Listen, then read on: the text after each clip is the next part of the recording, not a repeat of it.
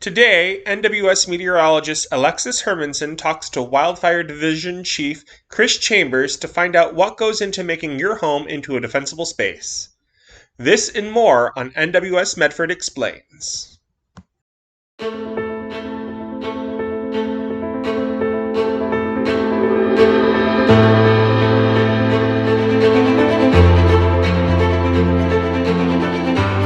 So defensible space is a term that's kind of complicated.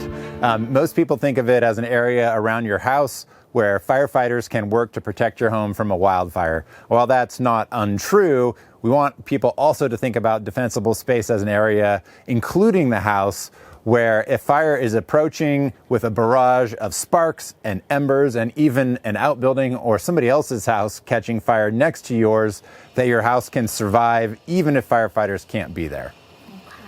And like you were saying before, that really just protects your house from catching a fire. Right. The vast majority of homes in wildfires ignite from one of a couple of two things. That's flying sparks and embers from the fire coming at them. Those may come from vegetation burning or other structures burning, and those sparks and embers are going to land on top of the roof. They're going to fall into the gutters. They're going to land around the foundation. And the other way is from heat from an adjacent fire burning in somebody else's house, or like a fence or something that's a significant source of heat that's going to transfer that flames and heat to your house. So that really helps in how we understand what to do to prevent that from happening. Is how does it actually happen in real fires? And having been in the Alameda fire, I saw all those things happening all around me and hundreds of times over, the sparks and embers, as well as adjacent homes and outbuildings and fences burning. Okay. And as you were saying before, you have 3 separate zones that you really care for within your defensible space, but how might it differ from a rural area versus an area on the wildland or urban interface? Yeah, defensible space does get a change depending on where you are. Out to 100 feet and thinking about the home in addition to that applies everywhere. It doesn't really change no matter where you are, whether you're out in the forest or in a city in an urban environment. What is trickier in cities is lots tend to be smaller, and oftentimes your defensible space overlaps with other people's yards, with other people's homes and sheds and outbuildings. It makes it more complicated and really means that you have to work as a community, as a neighborhood, to actually be able to achieve your defensible space with your neighbors included. And overall, what are the benefits of creating a defensible space, not only for you, but for your neighbors as well? There's a lot of benefits to defensible space. Keeping firefighters safe, certainly something important to me, is one of them. We got to be able to have a place safely to work. We are going to respond to and protect every house that we can during a wildfire. And if we can't even get up your driveway, we do something during fires called triage, and we will go through a whole neighborhood and see what can be saved. If your house doesn't have defensible space, then it's not going to be one of the highest priorities to protect versus homes that do have defensible space, primarily because of firefighter safety, but also just the amount of work and the effectiveness of our work during a fire. If we can protect 10 houses because they have defensible space with one fire engine versus one house with one fire engine, we're going to choose the 10 every time. So having that defensible space makes it very obvious to firefighters that it's a safe place to be.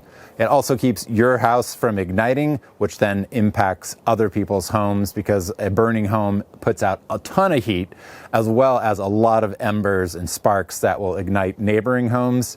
So every home that resists that initial ignition is a big win in our book, because then it reduces the potential for other homes being impacted.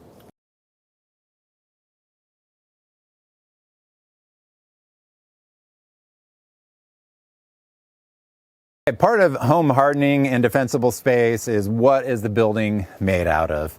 A lot of people have wood siding that they've inherited from previous owners and construction, but if you have the opportunity to replace siding or building a new home, choosing something like a concrete composite siding is way safer than a wood-based siding. But you also need to be careful. Down at the bottom of the wall, there's this gap, and like right under here I can feel the wood. And so when you have anything next to the house that's flammable, this is a real vulnerability under here, because the flames can come up here and burn behind the wall and start the house on fire. So in this case, having no flammable material next to the house is the solution, even though that there's this non-flammable siding. So that's a really important point. It can be easy as raking away bark mulch and replacing it with something non-flammable like rock or a walkway. And that helps protect that really vulnerable spot in the siding. So really commonly, people have wooden fences that attach to their homes. During the Alameda fire, our firefighters spent a lot of time with chainsaws cutting people's fences off the sides of their houses. Oftentimes the fences were on fire while they were doing it.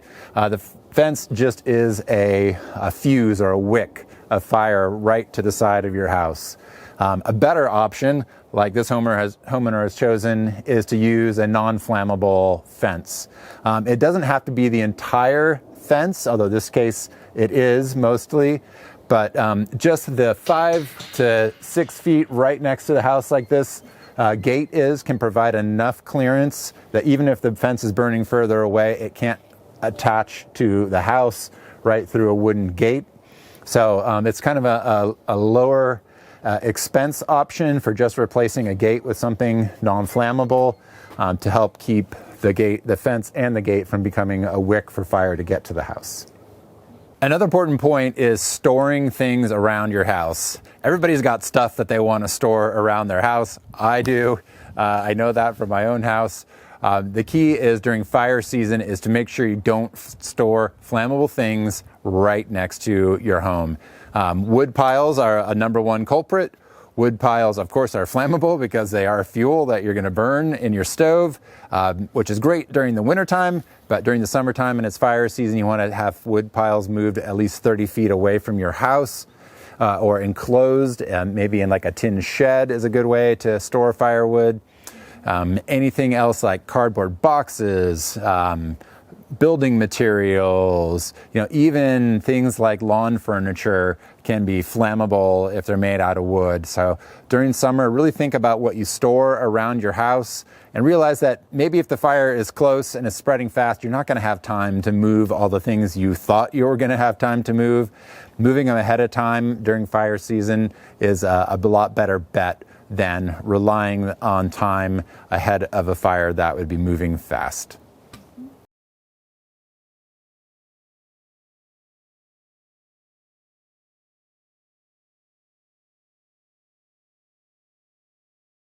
Defensible space can be thought of in zones. The first zone is the 0 to 5 foot zone. So starting right at the foundation of the house, out 5 feet.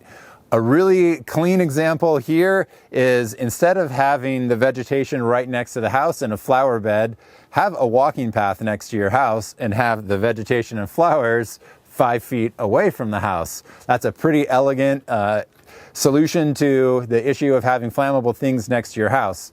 Though for those people who do have more flammable things next to their house, they certainly need to be lean, clean, and green, trimming out all of the dead, keeping any accumulations out of that area. Don't put bark mulch in that 0 to 5 foot zone.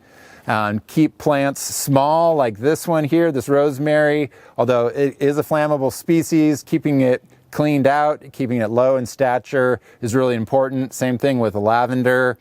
And other kind of herb species. So there are ways to keep plants spaced apart. You can still have them, but don't let them grow together in a continuous fuel bed, because that's the way that fire sees it. And certain flowers are fine, like annuals are a lot more safe than many of the perennials are. So leave a lot of space in your flower bed, and in that 0 to 5 foot zone, keep it lean, clean, and green, and do not put bark mulch. Compost is fine, and rocks are even better. The next zone in defensible space is 6 feet out to 30 feet. In that zone, you don't want to have interlocking vegetation of trees and bushes. You want to have well-spaced specimens of trees like these, as manzanita, are nicely pruned up. They don't have ladder fuels, which is anything that can let fire climb from the ground up into the tree or the bush. So there's lots of space underneath. I can stand here, I've got clearance. They're spaced out from each other as well. So that needs to be really manicured in that 30-foot zone so that fire can't come from outside of there and work its way right up and put a lot of heat and embers onto your house. The last element of defensible space in our zones is the 30 to 100 foot zone. So this is the zone that's farthest away from your house. If you have that much property, it might overlap your neighbor's yard, in which you actually have to work with your neighbor to co-manage that 100-foot, 30 to 100-foot area. But out in that zone, you really want well-spaced vegetation. You can think of it as a fuel break, but where you want vertical separation from the ground level up to the nearest available limbs or fuel for the fire. Have a nice separation there, at least 10 feet. And then also horizontal separation as well. So space in between the tree crowns, so if fire does get up into trees outside of your 100 feet, it can't spread through the crowns towards your house. So that vertical separation and horizontal separation is really important in the 30 to 100. Keeping a healthy forest, taking out dead can be important in that area as well. And again, if that overlaps your neighbor's yard, you might want to have that conversation with your neighbor about how you can work together to manage that 100-foot zone. And as you were saying, you could give us at least a vague idea on what the cost is for creating a defensible space. Yeah, costs for defensible space really vary. It depends on what you started with, how much work there is to do, what's the construction type of your house. So costs can be just from a few $100s for cleaning up leaves and needles, getting your gutters clean, to many thousands of dollars to like change out flammable siding, changing out a flammable roof. You definitely don't want kindling on your roof in a wood shake roof. That can be a pretty big ticket item, maybe one of the most expensive things that you could do, but certainly necessary if you live in a fire environment. So it's a pretty wide range. If you're just looking at vegetation around your house out to 100 feet, that's more commonly probably in the $500 to $3,000 to $4,000 range, depending on if you do the work yourself or if you hire somebody to do it. Creating defensible space and hardening your home can seem kind of overwhelming at times if you have a lot to do, but doing any single thing is helpful to get ready for fire season. Creating a priority list is a good way to go about it. Focusing on that 0 to 5 foot zone around your house and cleaning out your gutters. If that's all you do, that's a huge improvement. And then put them on a list of to-dos scheduled out over maybe even the next couple of years, and establish a budget for it so that you know how much it's going to cost you, and if things are more expensive, you can save up for them. And also ask at your local fire districts or the Oregon Department of Forestry if there are grants available to help with defensible space.